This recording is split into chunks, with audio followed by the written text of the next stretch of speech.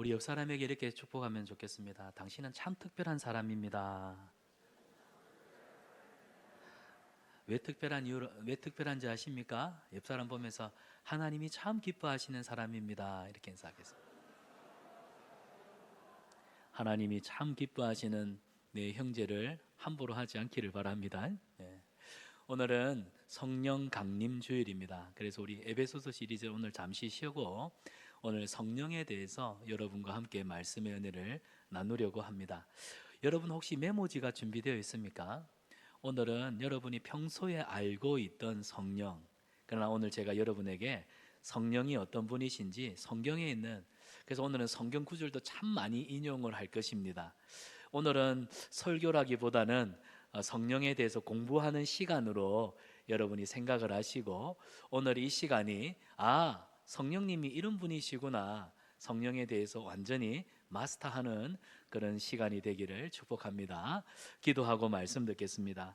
살아계신 하나님, 오늘 우리의 예배 가운데 함께 하심을 믿습니다.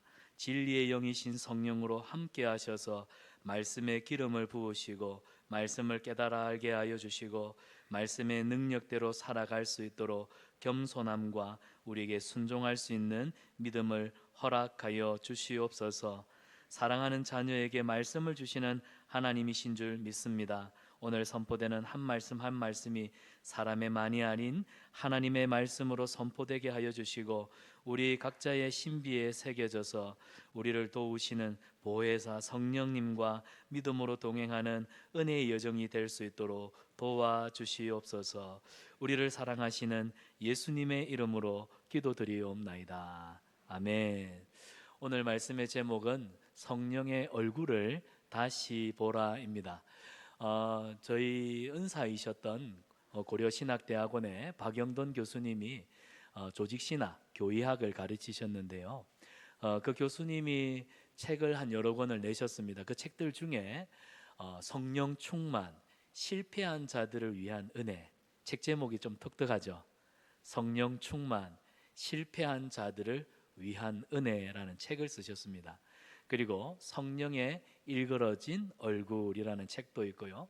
또 성령의 일그러진 한국교회, 이렇게 성령에 관련해서 1, 2, 3권의 책을 쓰셨는데 오늘 설교는 그 책들의 내용들을 요약을 하고 또 성경적으로 풀이를 하고 해석한 부분이 되겠습니다. 그래서 우리가 평소에 알고 있던 성령님에 대한 지식, 그리고 또 오해하고 있던 부분들, 그래서 오늘은 성경에서 특별히 예수님이 성령님에 대해서 뭐라고 우리에게 가르쳐 주시는지를 함께 나누는 시간 되기를 원합니다. 여러분, 우리는 성령님이라는 이름을 참 익숙합니다. 예배 중에도 기도할 때에도 또 찬양 중에 우리가 성령님을 자주 언급하죠. 그런데 정작 성령님이 누구이신지를 분명하게 모를 때가 많습니다. 어떤 분들은 성령 하면 영적으로 이게 감흥, 영적 감동이 충만한 상태를 어떤 성령의 충만함으로 오해합니다. 또 신비한 체험을 하거나 또 기적적인 힘, 이걸 헬라어로 에네르기아라 합니다. 에네르기아, 에너지죠, 에너지. 그러니까 성령님을 어떤 물질적인 힘, 영적인 에너지, 능력으로 이해하는 경우도 있습니다. 때로는요, 고린도전서 12장에 보면은 귀신을 쫓아내고 영을 분별하고 지식의 말씀, 지혜의 말씀, 믿음과 능력의 모든 다양한 은사들, 이런 영적 은사들은 성령 충만한 특별한 사람들에게 주어지는 것으로 오해하는 경우가 많습니다. 그래서 오죽했으면 우리 교수님이 성령 충만, 실패한 자들을 위한 은혜, 우리 신앙생활하면서 나는 성령 충만하지 않은 것 같아, 나는 성령과 무관한 삶을 사는 것 같아, 그래서 쓰여진 책이 성령 충만 실패한 자들을 위한 은혜라는 책입니다. 여러분 한번 시간 되시면 여름에 한번 이런 책도 독서를 해보시면 좋을 것 같습니다. 그런데 여러분, 이런 것들이 없다고 하면은 성경을 무시하는 거겠죠. 성령의 충만케 하심의 역사는 우리 눈으로는 헤아릴 수 없는, 육신의 눈으로는 볼 수 없는 영적인 신비함이 분명히 있습니다. 그런데 그렇다고 해서 성령님이 어떤 감정을 자극하는 기운이다, 또 대개는 또 혼란스러운 또 영일 수도 있다, 뭐 신비한 능력이다 라고 이렇게 자꾸 한쪽으로 왜곡되고 치우친 방향으로 보는 게 문제입니다. 뭐냐면 성령님은 받아합시다. 거룩한 인격이십니다. 성령님은 인격이십니다. 인격. 이 부분은 조금 이따가 제가 더 구체적으로 보완하겠습니다. 성령님은 삼위일체 한 분 하나님이십니다. 그래서 지금도 말씀으로, 여러분 말씀으로 역사하시는 진리의 영이 성령인 줄 믿습니다. 그런데 그 성령님은요, 절대로 독단적이지 않습니다. 성령님은 삼위 하나님으로서 독단적으로 행동하시는 분이 아니라 성령님은 철저히 예수님을 드러내십니다. 성령님은 예수님을 드러내세요. 그래서 오히려 자기는 감추십니다. 성령님은 십자가 영광을 밝히는 분이십니다. 그리고 우리를 거룩한 신의 성품에 참여하는 자로 빚어가시는 분이 성령이신데, 우리를 갑작스럽게 바꾸시지 않습니다. 천천히, 그러나 확실하게 말씀과 회개와 순종을 통해서 예수 그리스도의 형상으로 빚어가시는 분이 누구다? 성령님이십니다. 그래서 오늘 우리는 성령님에 대해서 제대로 알고 바르게 신앙생활하는 그런 시간이 되고자 합니다. 성경이 말하는 성령님, 우리는 바르게 알아야 됩니다. 그리고 바르게 사모해야 하겠습니다. 오늘 말씀을 통해서 우리가 지금까지 알아왔던 성령에 대한 잘못된 이미지는 내려놓고요, 잘못된 이미지가 있거든요. 내려놓고 성경이 말하는 성령님을 새롭게 만나는 시간 되기를 바랍니다. 그 성령님이 얼마나 아름다운 분이신지 몰라요. 얼마나 우리 삶에 꼭 필요한 분이신지.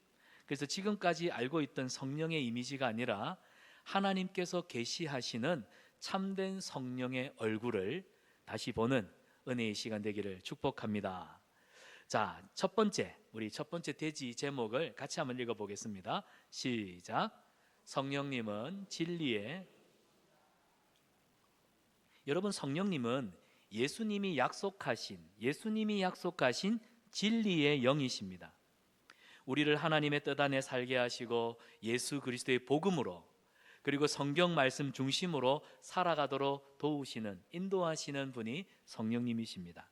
그래서 오늘 본문 13절을 보시면 예수님이 제자들에게 분명히 약속하며 말씀하십니다. 뭡니까? 그러나 진리의 성령이 오시면 그가 너희를 모든 진리 가운데로 인도하시리니. 성령님이 오시면, 근데 이 성령님이 어떤 성령님이에요? 진리의 성령님입니다. 오소서 진리의 성령님. 성령님은 별명이 진리의 영이십니다. 그래서 성령님이 오시면 우리를 어디로 인도하신다고요? 진리로 인도합니다. 성령님은 우리를 진리로 인도하시기 때문에 거짓이 아닌 참된 길로, 혼돈이 아닌 생명의 길로 인도하십니다. 그래서 진리의 성령님은 진리가, 하나님의 말씀이, 참된 진리가 우리 삶을 변화시키는 능력이 되도록 우리 속에서 역사하시는 영입니다. 여러분, 성령님은 이 하나님의 말씀을 머리로 아는 수준을 벗어나서요, 가슴으로 느끼고 또 그것을 삶으로 실천하며 살아갈 수 있도록, 그래서 하나님의 말씀의 맛, 하나님의 말씀의 그 약동하는 능력, 그걸 경험하면서 할렐루야 찬송하고 기뻐하며 살아가도록 도우십니다. 그래서 진리를 아는 데 멈추지 않으세요. 삶을 궁극적으로 바꾸는데, 우리를 변화시키는데 성령님이 역사하십니다. 그래서 성령님께서 우리 속에 행하시는 이 영적인 변화는 결국 말씀을 조명하실 때, 말씀을 빛 비추어 깨닫게 하실 때 일어나는 역사입니다. 자, 요한복음 14장 26절입니다. 예수님께서 요한복음 14장 26절에 이렇게 말씀하시는데요, 보혜사 곧 아버지께서 내 이름으로 보내실 성령, 성부 하나님이 성자 예수님의 이름으로 보내실 성령, 성령님, 그가 너희에게 모든 것을 가르칠 것이다. 하나님의 말씀을 가르치고 예수님이 제자들에게 일러주신 말씀을 가르친다는 겁니다. 그리고 그가 너희에게 말한 모든 것을 생각나게 하실 것이다. 그래서 여러분, 성령님은 단순합니다. 말씀을 기억나게 하신다. 말씀을 깨닫게 하신다. 말씀을 마음에 새기게 하신다. 그리고 말씀대로 살도록 도우신다. 여러분, 우리가 여호수아서를 살펴볼 때 믿음이 뭐라고 했습니까? 믿음은 기억이라 했습니다. 받아합시다. 믿음은 기억하는 것입니다. 여러분, 우리가 뭘 기억해야 됩니까? 1차적으로는 하나님의 말씀을 기억해야죠. 그리고 하나님이 내 삶 가운데 베푸셨던 구체적인 은혜들을 기억하는 겁니다. 그래야 감사할 수 있거든요. 그래야 이 자리에 나와 예배할 수 있는 것입니다. 기억이 없으면 믿음이 없는 겁니다. 믿음이라고 하는 것은 기억입니다. 하나님이 말씀, 하나님이 구체적으로 내게 행하셨던 일들, 그 기억을 가지고 감사의 예배를 올려드리는 것이죠. 그래서 기억이 곧 믿음입니다. 고로 깨달음은 곧 결단을 불러일으킵니다. 확신은 순종으로 이어지게 하는 것이죠. 우리는 지금까지 수많은 시간 동안 말씀을 듣고 말씀을 읽어왔습니다. 그런데 성령님이 어떤 일을 하시냐면 어느 날 갑자기 평소에 잘 알고 있던 말씀, 때로는 그냥 듣고 흘려 지냈던 말씀, 그런데 어느 날 갑자기 내가 기도하는 중에, 내가 뭔가 일을 하는 중에, 내가 자려고 누웠는데, 내가 뭔가 고민을 하고 있는데, 그때 말씀이 평소와는 다르게 내게 막 다가오는 순간이 있잖아요. 여러분, 그런 경험 없지 않습니까? 내가 아는 말씀인데 평소와는 다르게 내 마음에 훅 들어와가지고 눈물이 왈칵 쏟아지고 감사가 생기고 말씀이 갑자기 확신이 되면서 그렇구나 깨달아지는 그 순간, 이게 바로 성령님께서 말씀을 조명하시는 시간이라는 겁니다. 그 일을 성령님이 하시는 거예요. 여러분, 대표적으로 엠마오로 가던 두 제자들을 보십시오. 예수님이 십자가에 못 박혀 죽으셨을 때 그들은 예수님의 죽음을 이해하지 못한 채 절망하고 고통스러워하면서 자신들의 고향을 향해 내려가고 있었습니다. 그런데 부활하신 예수님이 그들과 동행하면서 성경 말씀을 풀어주시자 그들 마음이 뜨거워지죠. 여러분, 누가복음 24장 32절입니다.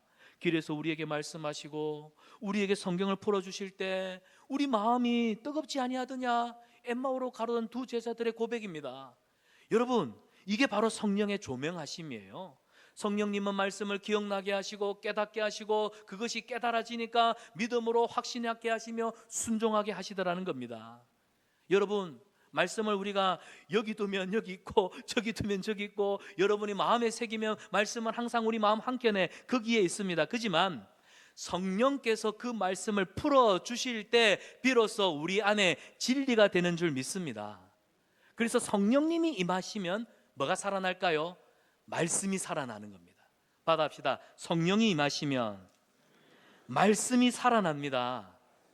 그래서 우리 교회가 왜 성령 충만함을 강구해야 되냐면, 하나님의 성령이 임할 때 말씀이 선포되는 이 자리에서 우리 영혼이 말씀으로 소성케 되기 때문입니다. 여러분의 가정이 변화가 될 것입니다. 여러분의 삶에 힘이, 능력이 넘쳐날 줄 믿습니다. 그래서 말씀이 우리 심장을 찌르고요, 말씀이 사람을 바꾸고요, 생각을 바꾸고 행동을 바꾸고 언어 체계를 바꾸어서 결국 진리대로 행하게, 진리를 따라 살아갈 수 있도록 성령님이 우리를 완전히 변화시키시는 줄 믿습니다. 또한 성령님이 하시는 일은 깨닫게 하십니다. 성령님은 깨닫게 하십니다. 뭘요? 하나님의 뜻. 여러분, 우리 기도하면서 가장 많이 구하는 게 하나님 뜻이 도대체 뭡니까? 하나님, 지금 제가 힘들어 죽겠습니다. 그런데 도대체 이 고난을 허락하신 이유가 뭡니까? 하나님 뜻은 어디에 있습니까? 우리가 기도할 때 종종 묻는 게 하나님 뜻 아닙니까? 그 뜻을 알게 하시고 깨닫게 하시는 분이 성령님이세요. 그런데 성령님이 뭘 통해서? 말씀을 기억나게 하시고 말씀을 깨닫게 하심으로 하나님의 뜻을 헤아리게 하신다는 사실입니다. 그래서 성령이 계시지 않으면 결국 이 성경책은 어떤 책이냐? 그냥 닫혀있는 책일 뿐이에요. 성령이 우리 가운데 함께 하셔서 조명하셔야 이 말씀이 살아 움직이는 말씀이 되는 거예요. 여러분, 시편 119편 105절을 보면 다윗이요, 주의 말씀은 내 발의 등이요 내 길의 빛이니이다. 그래서 성령님은 말씀의 등불을 밝혀주시는 분, 말씀을 통해 우리 인생의 어둠의 골짜기를 지나가게 하시는 분. 우리가 아무리 성경을 읽고 연구해도 성령께서 깨닫게 하시지 않으면 그냥 단순히 지식의 축적일 뿐입니다. 여러분, 성령께서 말씀을 깨닫게 하실 때 우리는 거짓을 알게 됩니다. 거짓에서 자유하게 하시죠. 그래서 요한복음 8장 32절에 뭐라고 말합니까? 진리를 알지니 진리가 너희를 자유케 하리라. 이 말씀을 좀 더 보완하면 진리의 영이신 성령이 진리의 하나님의 말씀을 깨닫게 하시리니 진리의 성령께서 너희를 통하여 진리 안에서 즐거워하고 참된 자유를 누리며 살도록 은혜 베푸신다, 그런 뜻입니다. 할렐루야. 그래서 성령 안에서 우리는 자유함을 맛보는 줄 믿습니다.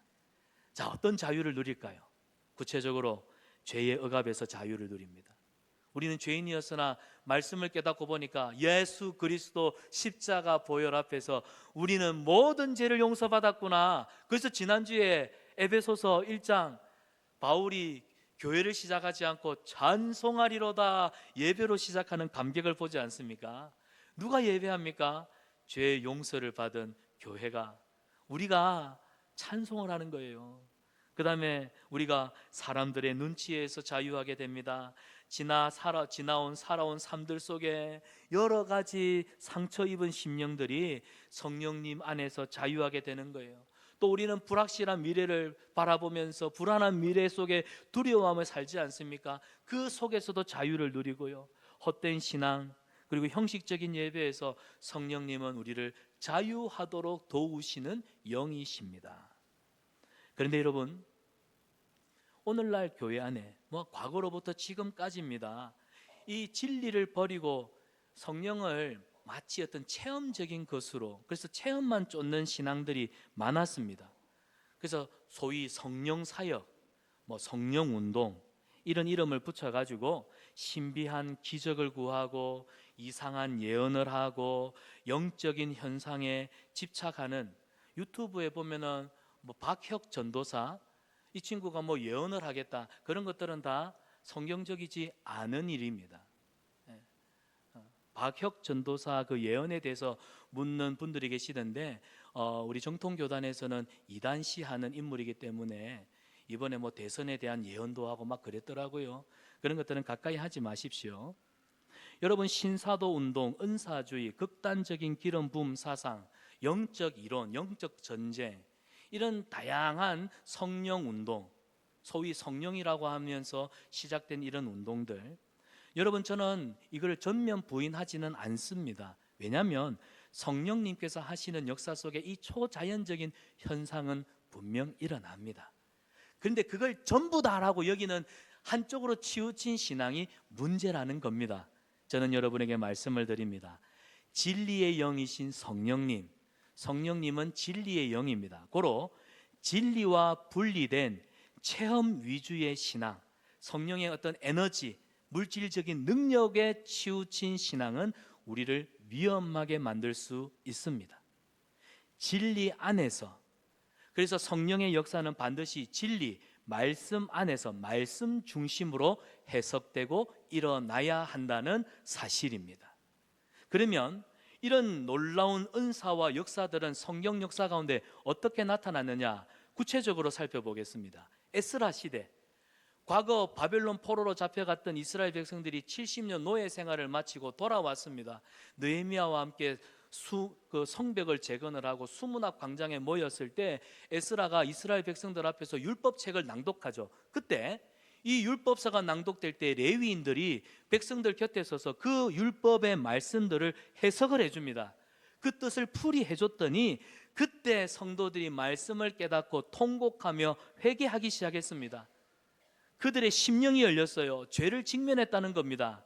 그래서 그들의 회개가 단순한 그냥 감정의 폭발이 아니라 성령님의 조명을 통해서 죄를 깨닫고 말씀 앞에 엎드려 헌신케 하는 놀라운 부흥이 에스라에 기록되어 있습니다. 느헤미야 8장에, 에스라 시대에. 그래서 성령님의 이 초자연적인 역사는 말씀을 통해서 일어나니, 말씀을 통해서 1910년 우리 평양 대부흥운동도 말씀을 통해서 시작된 성령의 역사였습니다. 영국의 에즈버리 그 대부흥운동도 마찬가지고요. 여러분, 우리가 성령님을 사모한다면 가장 먼저 구해야 될 것은 말씀에 대한 조명입니다. 여러분, 성경을 읽어도 감동이 없으면 성령님의 도우심을 구하십시오. 주님, 진리의 영이신 성령님, 내 눈을 열어주십시오. 제가 말씀을 선포할 때도 진리의 영이신 성령님, 말씀을 깨닫게 해주십시오. 이 말씀이 내 심령을 흔들게 도와주시옵소서. 여러분, 성령님께서 임재하실 때 말씀의 충만함을 경험하게 되는 줄 믿습니다. 말씀 충만이 곧 성령 충만입니다. 그래서 진리에 대한 감동이 있고 영혼이 흔들리는 그 자리에서 우리 인생이 바뀌어요. 생각이 바뀌고 가치관이 바뀌고 습관이 바뀌고, 그뿐입니까? 우리 교회가 부흥하고 우리 교회가 말씀 위에 든든하게 세워지는 줄 믿습니다. 사랑하는 여러분, 우리 성도들, 우리 여러분의 가정과 여러분의 삶과 우리 교회 위에 진리의 말씀으로 다시 세우는 회복의 역사가 있기를 축복합니다. 자, 두 번째로 우리 두 번째 대지 제목을 같이 읽어보겠습니다. 성령님은, 시작. 성령님은 어떤 분이냐? 예수님을 드러내시는 분입니다. 성령님은 절대로 자기를 드러내지 않습니다. 철저히 예수님을 드러내시는 분입니다. 그래서 한때 가장 북미에서 가장 이 성령 운동이 활발했던 때가 1970년, 1980년대입니다. 그리고 나서 우리 한국에 넘어온 게 1990년 그리고 2000년대. 그때 막 대학가에서 막 복음주의 운동이 일어나고, 여러분 알다시피 뭐 전하세 예수 막 찬양 집회가 일어나고 했던, 그런데 그때 당시에 그 성령 운동을 보면은 좀 많은 오해를 불러일으켜요. 성령님이 임하십니다. 그러니까 삼위 하나님의 사역을 제껴놓고 그냥 온전히 성령님. 옛날에 그 베니힌이라고 하는 목사님 아십니까? 그래, 그분이 와갖고 손을 이래 싹 하면 막 사람들이 입신하고 막 그런 역사가 있었는데요. 근데 여러분, 그런 걸 보면은 성령님이 막 나서가지고 예수님 뒤에, 막 성부 하나님 뒤에 내가 성령이야, 그런 모습이 많이 비춰졌어요. 그런데 성경을 보면 성령님은 절대로 자기를 드러내는 분이 아닙니다. 철저히 예수님을 드러내는 분이라는 겁니다. 이 오해를 여러분 고치셨으면 좋겠어요. 그래서 성령님의 관심은 항상 예수님께 있습니다. 성령님의 사역은 철저히 예수님 중심입니다. 예수님을 드러내고 예수님을 전하게 하시고 예수님을 사랑하도록 성도들 삶 속에 함께 하십니다. 그래서 오늘 본문 14절을 보십시오. 뭐라고 기록되어 있습니까? 그가 내 영광을 나타내리라. 성령님이 누구 영광을 나타내요? 성자 예수 그리스도, 그분의 영광을 나타냅니다. 내 것을 가지고 너희에게 알리시겠습니다. 그래서 성령님은 절대로 예수님 앞서는 분이 아닙니다. 그래서 우리 박영동 교수님이 이런 구절을 가지고 성령님을 뭐라고 표현하냐면 수줍은 새 색시. 과거에 보면 옛날에 색시들은 그 신랑을 앞세우고 신랑 뒤에서 이렇게 수줍어했지. 요새는 이제 여권이 신장이 되어서 여성 상위 시대, 남자들이 아기 이리 하고 아내 말을, 그 요즘 신삼종지도 아십니까? 옛날엔 삼종지도가 아버지의 말 듣고 뭐 이렇게 가부장적 제도였을 때, 요새는 신산종지도, 우리 손진방 장로님에게 그 강의를 한번 들어보십시오. 태어나서 아내 말 듣고 엄마 말 듣고 또 딸 말 들으라, 이게 신삼종지도입니다. 어쨌거나 성령님은 수줍은 새색시, 절대로 자기를 드러내는 분이 아니에요. 자신의 영광을 구하지도 않고 오직 예수님의 영광을 조명하시는 분이 성령님이십니다. 그래서 마치 무대의 주인공을 서포트하는 스포트라이트처럼 예수님을 영광의 중심 위에 세우는 분이 누구다? 성령님이십니다.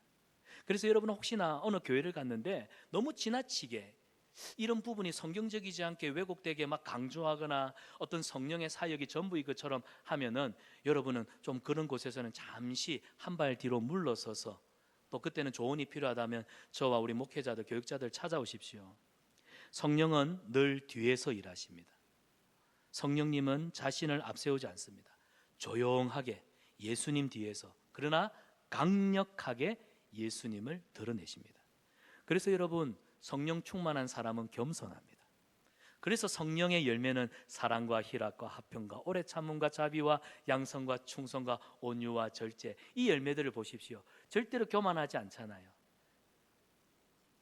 그리고 성령 충만한 성도는 예수님 중심으로 살아갑니다. 아멘입니까? 그래서 여러분, 우리가 성령 충만해야 되는 이유는 능력 행함을 위해서가 아니라 예수님 따라 예수님 중심의 삶을 살아가기 위해서 우리는 성령 충만함을 강구해야 되는 것이에요. 자, 요한복음 15장 26절에 보면은 내가 아버지께로부터 너희에게 보낼 보혜사 곧 아버지께로부터 나오시는 진리의 성령이 오실 때에 그가 누구를 증언하신다고요? 나를 증언하실 것이요, 예수님을 증언하실 것이요. 그래서 성령님은 항상 증언하시는 내용이 예수 그리스도, 그분의 십자가와 그분의 부활과 예수님의 사랑, 그 영광을 늘 증언하시는 분이 성령님이십니다. 그렇기 때문에 성령 충만한 사람은요, 누구를 자랑할까요? 예수님 자랑하지요. 그래서 성령 충만한 사람은 예수님 자랑하고 싶고 예수님 전하고 싶어서 영혼들을 바라보면요, 전도하고 싶고 복음 전하고 싶은 겁니다. 입술로는 성령을 말하지만 예수님이 중심이 없다면 그건 성령 충만함이 아닙니다. 고린도전서 12장 3절에 또 성령으로 아니고서는 누구든지 예수를 뭐라고 할 수 없다고요? 주시라 할 수 없느니라. 고로 성령이 계시는 곳에, 성령이 계시는 곳에 반드시 예수님이 높임을 받으시는 겁니다. 우리 성산한빛교회가 성령으로 충만하다면 누가 영광을 받으실까요? 예수님이요. 피 흘려 사신 교회의 머리 대신 예수님. 근데 성령 충만하다 하면서 자꾸 자기 자랑하고 자기 드러내고 자기 인정받지 못하고 자기 칭찬받지 못한 것 때문에 시기하고 질투하고 다툼이 일어난다면 그건 성령 충만한 교회가 아니겠지요. 사도행전 2장을 보십시오. 성령님이 임하셨을 때 각 사람이 방언을 말했습니다. 놀라운 현상이 일어났어요. 그런데 그게 진짜가 아닙니다. 성령이 임하셨을 때 나타났던 이 성령의 은사 운동은 부분이고요, 본질은 그겁니다. 베드로가 성령의 임재하심을 겪고 사도행전 2장 36절을 보십시오. 담대히 나아가 너희가 십자가에 못 박은 이 예수를 하나님이 주와 그리스도가 되게 하셨느니라. 예수님이 십자가에 못 박혀 죽으시고 부활하신 그 현장을 보았음에도 불구하고 제자들은 예수님과 똑같이 죽임 당할까 봐, 고난 당할까 봐 두려워 자신의 몸을 감추고 있을 때 성령님이 임하시니까 베드로가 어떻게 합니까? 담대함을 얻어서 증언하기 시작합니다. 이 예수 그리스도가 누구냐? 우리의 구원자, 우리의 주시다. 그래서 오순절날 성령의 본질은 불이 아니라, 방언이 아니라 뭐예요? 복음, 예수 그리스도, 그분을 전하는 삶, 이게 성령의 본질이라는 겁니다. 오늘날 우리가 성령의 역사라고 하면서 예수님이 그 중심에서 쏙 빠져버렸다, 복음이 쏙 빠져버렸다, 말씀과는 전혀 무관한 어떤 행위만 나타난다, 우리는 경계해야 됩니다. 사랑하는 여러분, 성령의 역사라면 반드시 예수님의 이름이 높아집니다. 십자가는 선명하게 드러납니다. 그리고 복음의 능력이 성도들의 삶 속에, 교회 가운데 나타날 줄 믿습니다. 그래서 여러분, 성령님은 복음을, 그 복음 중심에 예수님을 세우시는 분이다. 이걸 꼭 기억하셨으면 좋겠습니다. 자, 성경에 보면 요셉을 보겠습니다. 성령 충만한 사람 요셉. 요셉은 꿈을 해석할 수 있는 신비한 능력을 가진 사람입니다. 여러분, 이건 보통이 아니에요. 애굽 왕 바로가 꿈을 꾸었는데 애굽에 살고 있는 수많은 지혜자들, 박수, 술객들 다 끌어모았지만, 그 당시에 당대의 최고라고 하는 사람들 다 끌어모았지만 아무도 해석하는 사람이 없었습니다. 그런데 이 꿈을 해석하는 능력의 주체는 누구이십니까? 성령님이시거든요. 요셉에게는 그 꿈을 해석하는, 달통할 수 있는 능력이 있었습니다. 그런데 요셉이 자기를 드러내지 않죠. 창세기 40장 8절을 보십시오. 해석은 하나님께 있지 아니하나이까. 여러분, 성령 충만한 사람은 자기를 드러내지 않습니다. 능력이 있어도 조용해요. 인정을 받아도 교만하지 않습니다. 자기 이름을 내세우지 않죠. 왜? 이게 성령이기 때문에, 성령님이 그런 인격을 가지셨기 때문에, 성령의 성품이 그러하기 때문에. 그래서 성령 충만한 사람은 교만하지 않습니다. 겸손합니다. 지혜롭습니다. 성령은 하나됨을 힘씁니다. 성령은 결코 분열하지 않습니다. 성령 충만한 사람은 십자가만 자랑합니다. 성령은 우리로 하여금 예수님을 위해 살게 하십니다. 그래서 자기 이름을 위해 살지 않고 예수님 이름 위해서, 자기 꿈이 아니라 하나님의 뜻을 이루기 위해서, 내 영광이 아니라 예수님의 영광을 위해서 살게 하시고 목마르게 하신다는 사실. 그래서 여러분, 우리가 성령의 이름으로 뭔가 그 사역을 행하는 사람이 드러나고 어떤 그 외적인 것이 드러난다면 그건 결코 성령의 사역이 아니라 말씀드립니다. 그리고 여러분, 가장 중요한 것이 있습니다. 받아합시다. 성령은 교회를 세우십니다. 그래서 바울이 그러죠. 진리의 영이신 성령께서 하나 되게 하심을 힘써 뭐하라? 지키라. 그래서 성령 충만한 사람은 교회 공동체가 하나 되는데 기도하고 교회 공동체가 하나 되는데 힘을 썼습니다. 말로, 시기함으로, 또 그래서 교회를 와해시키고 분열이 하는 건 성령님의 역사가 아닙니다. 성령은 교회를 세우시는, 교회를 하나 되게 하시는 영이십니다. 그래서 예수님의 몸된 교회 공동체를 더 사랑하게 하시고 공동체 중심의 삶으로 이끄시는 분이 성령님이십니다. 여러분, 고린도전서 12장은 은사장입니다. 이 은사장에 보면 다양한 성령의 은사들이 나타나는데 하나님께서 이 은사들을 성령을 통해 주시는 이유가 뭐냐면 받아합시다. 교회를 유익하게 하기 위함이라. 교회를 유익하게 하기 위해서 믿음의 은사를 주시고 지혜의 은사를 주시고, 여러분 지혜를 주시기 때문에 내가 하고 싶은 말이 있어도 내 기질대로 하고 싶어도 겸손하고 믿음이 있고 지혜가 있으면 말로써 사람을 살리고 사람을 세우고 공동체의 분위기를 따뜻하게 만들어, 그게 성령의 사람, 성령의 사역입니다. 여러분, 빌립보서 2장 10절을 보세요. 예수님은요 성령으로 충만하셔서 자기를 비우셨습니다. 어디까지? 죽기까지 자신을 낮추시고 순종하셨습니다. 그런 하나님을 지극히 높여서, 그런 하나님이 예수님을 지극히 높여서 모든 이름 위에 뛰어나게 하시지요. 그 성령님이 예수님을 우리 안에 있도록, 그래서 성령님이 우리 안에 예수님이 계시도록 예수님을 우리 마음에 새기게 하시니까 우리가 누구 삶을 따라가겠습니까? 죽기까지 순종하셨고 자기를 낮추셨던 겸손하신 예수님, 그 삶을 따라가게 만드신다는 거예요. 그래서 성령 충만하면 삶의 중심이, 기도가, 여러분의 관심이 달라집니다. 성령 충만한 사람은 교회를 세웁니다. 몸된 교회를 사랑합니다. 예수님의 고난을 깊이 묵상합니다. 예수님의 고난을 깊이 묵상해요. 그래서 내가 삶 속에 어려움을 당해도 원망하거나 불평하지 않습니다. 예수님의 고난을 생각하면서 이 또한 지나가리라. 이 고난이 나를 정금과 같이 내 믿음을 빚으시는 은혜의 기회인 줄 알고 인내하며 찬송 가운데 그 눈물의 골짜기를 지나갑니다. 그 사람이 성령 충만한 사람, 예수의 영으로 가득 찬 사람. 사랑하는 여러분, 성령님의 사역은 단순합니다. 받아합시다. 오직 예수님, 오직 예수님의 영광, 오직 예수님의 십자가. 우리 성령 충만함을 받아서 예수님을 드러내고 예수님의 영광 위에 살고 십자가 고난, 우리도 십자가 지고 예수님 따라가는 예수님 닮는 제자 되기를 주님의 이름으로 축원합니다. 자, 마지막 세 번째로 우리 같이 읽어봅니다. 시작. 성령님은 인격적으로, 점진적으로.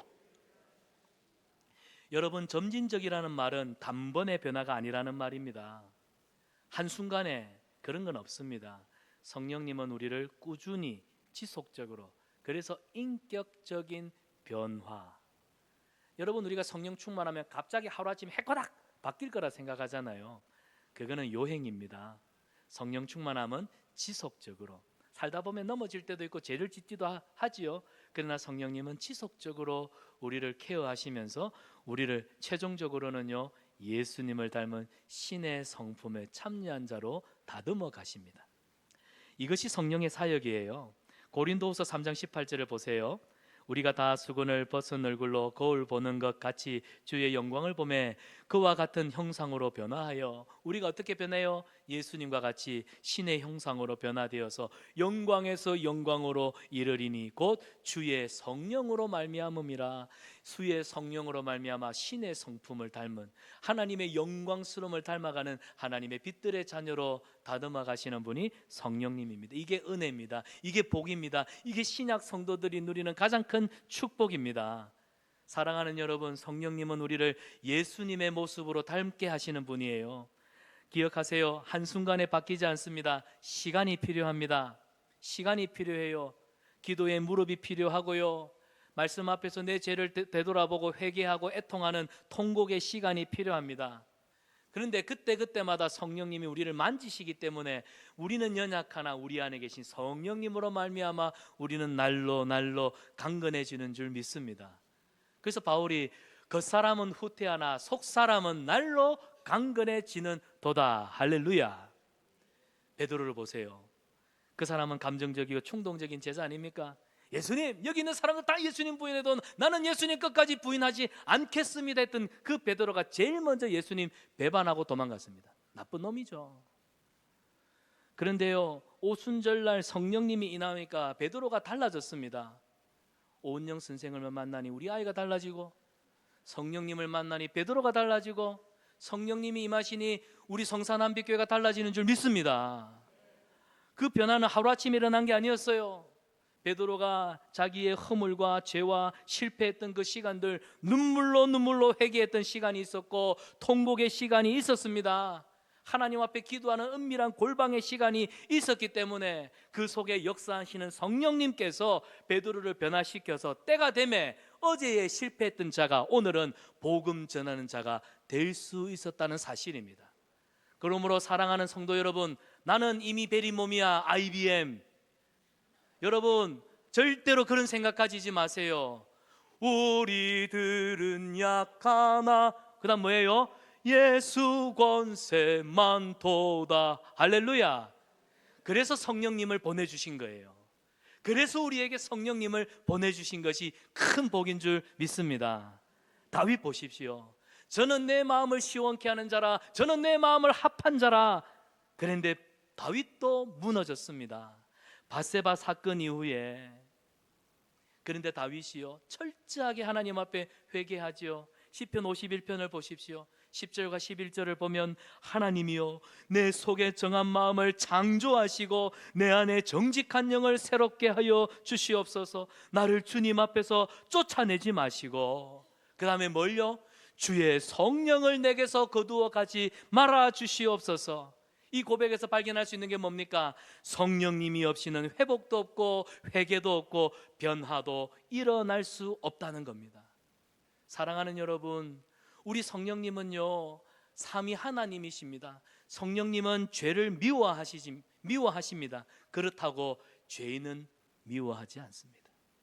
성령님은 죄는 미워하시지만 죄인은 결코 포기하지 않고 끝까지 추적하여 우리를 하나님의 사람, 예수님을 닮는 백성으로 변화시키시는 분이신 줄 믿습니다. 그래서 시작됐네 우리 주님의 능력이 나의 삶을 다스리고 새롭게 하네. 그 다음에 자유하네 죄와 사망으로부터 나의 삶은 변하고 난 충만하네. 다 같이 불러볼까요? 은혜로다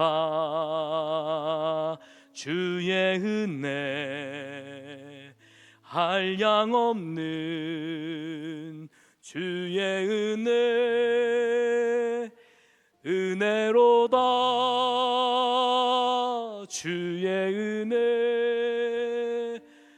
변함없는 신실하신 주의 은혜. 그 은혜가 성령을 통해 주어진 줄 믿습니다. 이제 점점 말씀을 정리하는 시간이 다가왔네요. 여러분, 갈라디아서 5장 22절과 23절 우리가 참 좋아하는 말씀이에요. 오직 성령의 열매는 사랑과 희락과 화평과 오래 참음과 자비와 양성과 충성과 온유와 절제니 이와 같은 것 법을 금지할 법이 없느니라. 근데 여러분, 이 성령의 열매가 하루아침에 결코 맺어지는 열매 아닙니다. 내 안에 사랑의 열매가 없고 희락의 열매가 없고 오래 참음의 열매가 없다고 아이고 나는 참 쓸모없는 인간이야, 내가 지금까지 신앙생활하면서 난 뭐했지, 자책하지 마십시오. 우리는 그 풍성한 은혜의 열매를 맺기 위해서 지금 뭐 하고 있을까요? 폭풍 같은 그 뜨거운 여름 장하를 지내가고 있습니다. 무엇이든지 기필코 꽃을 피게 하고 열매를 맺게 하는 그 뜨거운 여름의 시간을 우리는 지금 지나가고 있다는 거예요. 이 여름 장하의 시간을 지나고 나면 이 성령의 열매가 우리 삶 속에 풍성하게 맺어질 줄 믿습니다. 여러분, 농부가 씨를 심으면은 오늘 씨를 뿌렸는데 내일 벌컥 열매 맺는 그런 거 봤습니까? 시간이 지나야 합니다. 수고가 필요합니다. 성령님의 도우심이 필요합니다. 좌절하지 마십시오. 왜 나는 지금 이 모양인지, 왜 나는 매번 똑같은 죄를, 똑같은 실수를, 똑같은 어리석음을 반복하는지 자책하다 보면 스스로를 포기할 수 있습니다. 그러나 여러분 기억하세요. 성령님은 여러분을 절대로 포기하지 않습니다. 옆 사람한테 성령님이 당신을 포기하지 않습니다. 성령님이 당신을 내버려 두지 않습니다. 여러분 이 말씀을 확신하시기 바랍니다. 로마서 8장 26절을 보십시오. 이와 같이 성령도 우리의 연약함을 도우시나니, 우리의 연약함을 도우시나니, 우리는 마땅히 기도할 바를 알지 못하고 방황할 때에도 오직 성령께서 말할 수 없는 탄식으로 우리로 하여금 친히 기도하게 간구하게 하시느니라. 할렐루야. 저는 그래서 예수님을 믿고 구원받은 게 너무 기쁘고 너무 감사하고 너무 행복합니다. 나는 나의 모습을 볼 때마다 실망스럽고 목사가 돼가지고 이것밖에 못해? 오히려 저의 부족한 모습 때문에 상처 있고 실망하신 성도님들 많으실 거라 알아요. 그런데 여러분, 사람이 온전해서, 내가 완전해서 우리가 구원의 길에 이릅니까? 아니죠.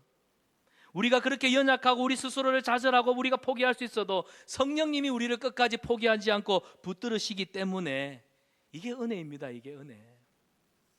그래서 우리가 그 은혜로 인하여 믿음으로 말미암아 구원을 받은 줄 알고 감사함으로 살아가는 신앙생활. 그래서 성령님은 항상 예수님 그 은혜, 그 사랑을 기억하며 감사하도록 살아가게 도우신다는 사실입니다. 그래서 여러분, 우리 속도, 우리 보조를 늘 맞추어 주시는 그분이 바로 인격이신 성령님. 그래서 성령님을 무슨 어느 집회에 갔더니 여러분 이 시간 성령님께서 금가루를 뿌려주십니다. 눈 떠봤더니 앞에 금가루가 있어. 나는 썰어보니까 금가루 하나도 안 나와. 나는 믿음이 없는 줄 알았어요. 저 대학생 때 어느 집회를 갔습니다. 이 시간 성령님이 여러분의 마음을 만지십니다. 영접하십시오. 간절히 기도했습니다. 해갖고 앞에 보니까 막 사람들이 쓰러지는 소리가 들려요. 옆에 사람 쓰러지길래 왔다, 드디어 내 차례다 했는데 성령님이 나는 패스. 뻘쭘해가지고 나는 남은 자인가? 그래갖고 오른쪽 눈을 실뜩 떴더니 저 반대편 내 친구는 왼쪽 눈을 뜨고 저를 바라보고 있어요. 성령 충만 실패한 자들을 위한 은혜. 어떤 분은 그 아말강으로 떼운 이빨이 금이빨로 바뀌었다, 뭐 짝다리가 온다리 되었다. 물론 성령님의 기적적인 역사는 분명히 있습니다. 그게 전부가 아니라는 거예요. 성령님은 인격이십니다. 우리 곁에서 우리의 연약함을 채울하시고 우리를 도우시고 예수님, 온전히 예수님을 닮도록 우리를 끝까지 보증해 주시는 분이 성령님이십니다. 우리는 오늘 이 성령 강림주일을 맞이해서 이 성령님, 이러한 성령님을 바르게 알고 바르게 사모하고 그 성령님과 함께 행복한 신앙생활하기를 축복합니다. 이제 여러분에게 도전합니다. 우리가 해야 할 일이 있습니다. 뭘까요? 마음을 여십시오. 마음을 활짝 여십시오. 성령님께 순종하고 그분의 속도에 발을 맞추어 가시기를 바랍니다. 그럴 때 우리가 점점 예수님 닮게 될 줄 믿습니다. 말씀을 정리합니다. 저는 오늘 여러분에게 세 가지를 말씀드렸습니다. 첫째, 성령님은 말씀을 조명하시는 진리의 영이시다. 두 번째, 성령님은 예수님의 영광을 드러내는 겸손한 영이시다. 성령님은 겸손한 분이십니다. 그래서 성령 충만한 사람은 겸손합니다. 지혜롭습니다. 말로 사람을 권면하고 영혼을 살립니다. 세 번째, 우리를 성결케 하시고 예수님 닮도록 우리 곁에서 동행하시는 분이 성령님이십니다. 참 좋으신 성령님, 그 성령님을 예수님이 우리에게 보내어 주셨습니다. 이제 성령님을 우리가 바르게 알고 그분의 사역을 신뢰하면서 진리를 통해서 깨우쳐 주시고 보여주시는 말씀에 따라 여러분 믿음으로 순종하며 사십지요. 그래서 말씀에 충만한 삶이 성령 충만한 삶인 줄 믿습니다. 오늘 그 성령님의 얼굴을 다시 새롭게 바라보십시오. 거룩하고 아름다우신 성령님의 임재 속에 저와 여러분의 삶이, 여러분의 가정이, 여러분의 일터와 또 우리 성산한비 교회, 이 나라 이 민족이 새로워지는 놀라운 역사가 있기를 주님의 이름으로 축원합니다. 우리 시간 주신 말씀 생각하면서 우리 이 찬양 함께 부르고 우리 말씀을 따라 기도하기를 원합니다. 성령이 오셨네, 성령이 오셨네. 우리가 허무한 시절을 지나고 인생의 질고로 깊은 한숨 내쉴 때, 그런데 그때 우리 혼자 아닙니다. 그런 풍경을 바라보시는 안타까워하시는 성령님이 우리를 고아와 같이 내버려 두지 않습니다. 그래서 오셨습니다. 우리를 찾아오셨습니다. 마음을 활짝 열고 그분을 영접하십시오. 성령님과 동행하면서 오늘 주신 말씀을 따라 믿음으로 여러분 내일부터 시작되는 월요일 삶 가운데 성령님과 동행하는 형통한 삶 되기를 원합니다. 우리 함께 찬양하겠습니다.